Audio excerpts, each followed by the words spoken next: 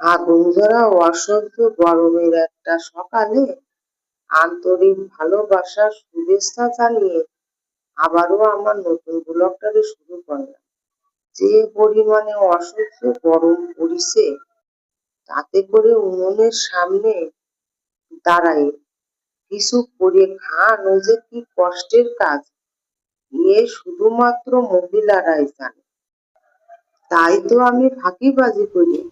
কালকের পুরনো বাসি রুটি ছিল, সেই রুটির সাথে ডিম দিয়ে কিছু একটা করে নিলাম।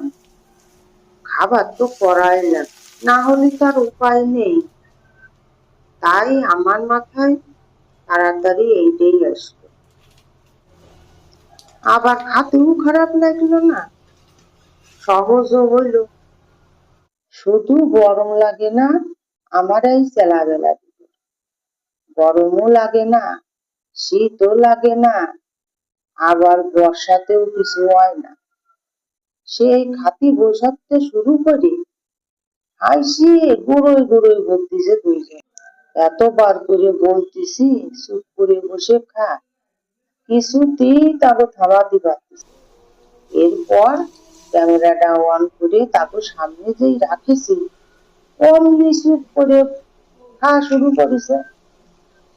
আমিও ভাইবে নিলাম, যখনই এগো থামাতে না পারবো তখনই এই কাজটা কর। গ্রামের একটা বাড়ি, আমাদের সবার আজ নিমন্ত্রণ রয়েছে। সবাই তো আজ যাব না, বাপ ছেলে যাবে। মা আর মেয়ের জন্য কিছু একটা করে নিলেই হবে না। তার জন্য কয়টা হেলাঞ্চা শাক সিদ্ধ করে নিলাম। এই শাকটা আবার আমার খুব পছন্দের।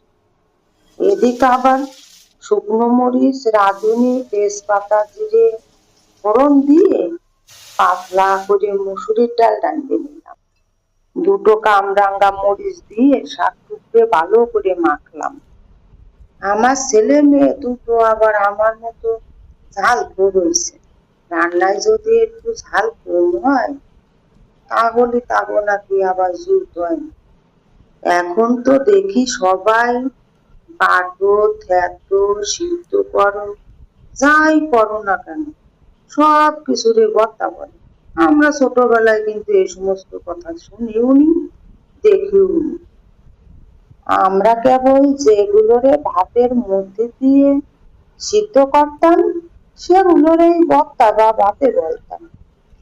আজ মা মেয়ে দুপুরের খাবারে আছে ডাল, আলু ভর্তা, হেলাঞ্চা শাক সিদ্ধ আর মাছ ভাজা। খালি খালি ভিডিওটা আর বড় করলাম না। আমার এই ভিডিওটা যদি আপনারও কারো একটুও ভালো লাগে থাকে তাহলে লাইক, কমেন্ট, সাবস্ক্রাইব করে আমার পাশে থাকবেন। ভিডিওটা দেখার জন্য অনেক ধন্যবাদ।